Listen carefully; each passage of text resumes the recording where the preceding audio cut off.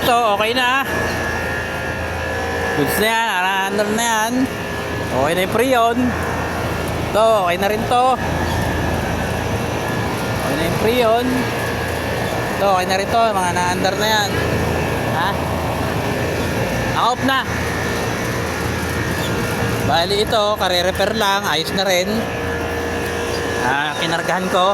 Medyo undercharge eh. Tapos palit ng thermistor sensor sa indoor coil. Ayun, okay na yan. Ibabalik ko na lang yung mga cover. Bali dito sa area to, finish na kami. Doon naman sa kabila, may 4 pang ganito dun eh. Maraming trabaho dito. Ayan, pahawa ko oh. Ang dami rin. Meron pang chiller doon. Meron pa sa store. Ilan ang dali sa store? 200 plus.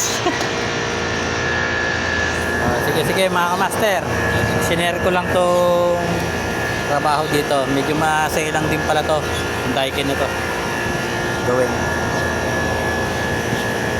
Ingat kayo dyan. God bless. Salamat.